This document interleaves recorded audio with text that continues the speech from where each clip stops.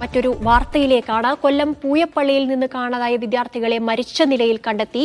മയിലോട് സ്വദേശിനി ദേവനന്ദ, അമ്പലംകുന്ന് സ്വദേശി ഷെബിൻ ഷാ എന്നിവരാണ് മരിച്ചത്. ശാസ്താംകോട്ട തടാകത്തിലാണ് മൃതദേഹം കണ്ടെത്തിയത്. ഇന്നലെയാണ് ഇവരെ കാണാതായത്. കൂടുതൽ വിവരങ്ങളുമായി ലിജോ റോളൻസ് ചേർന്നു. ലിജോ, എന്തെല്ലാമാണ് കൂടുതൽ വിവരങ്ങൾ?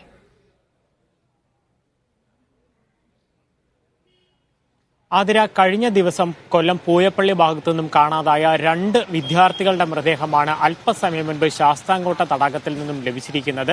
ഇവർ കഴിഞ്ഞ ദിവസം തന്നെ പോലീസ് ഇവരെ കാണാനില്ല എന്ന് അറിയിച്ചുകൊണ്ടുള്ള പരസ്യങ്ങൾ ഉൾപ്പെടെ നൽകുകയും ചെയ്തിരുന്നു. തുടർന്ന് നടത്തിയ പരിശോധനയിലാണ് നാട്ടുകാരാണെന്ന് ശാസ്താംകോട്ട തടാകത്തിൽ 2 പേരുടെയും മൃതദേഹം കണ്ടെത്തിയിരിക്കുന്നത്. അതായത് പൂയപ്പള്ളി മൈലക്കാട് സ്വദേശിനിയായിട്ടുള്ള ദേവനന്ദ, ഒപ്പം അമ്പലംകുന്ന് സ്വദേശിയായിട്ടുള്ള ഷെബിൻ ഷാ എന്നിവരുടെ മൃതദേഹമാണ് ലഭിച്ചിരിക്കുന്നത്.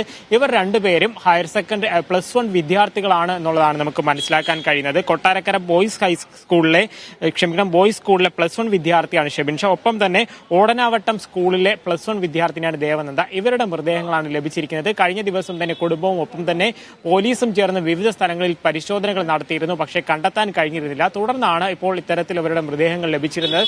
സുഹൃത്തുക്കളായിരുന്നു എന്നുള്ളതാണ് നമുക്ക് മനസ്സിലാക്കാൻ കഴിയുന്നത്. എന്താണ് ഇത്തരത്തിലുള്ള ഒരു കാര്യത്തിലേക്ക് ഇത്തരത്തിലൊരു ഇതിലേക്ക് പോയതെന്നുള്ള കാര്യം സംബന്ധിച്ചുള്ള പരിശോധനകളൊക്കെ നടത്തി വരികയും ചെയ്തിട്ടുണ്ട്. പൂയപ്പള്ളി പോലീസ് സംബന്ധിച്ച് കേസെടുത്ത് അന്വേഷണവും ആരംഭിച്ചിട്ടുണ്ട്. നിലവിൽ അവരുടെ മൃതദേഹങ്ങൾ ആശുപത്രിയിലേക്ക് മറ്റു നടപടികൾ പൂർത്തിയാക്കി ആശുപത്രിയിലേക്ക് മാറ്റിയിട്ടുണ്ട്.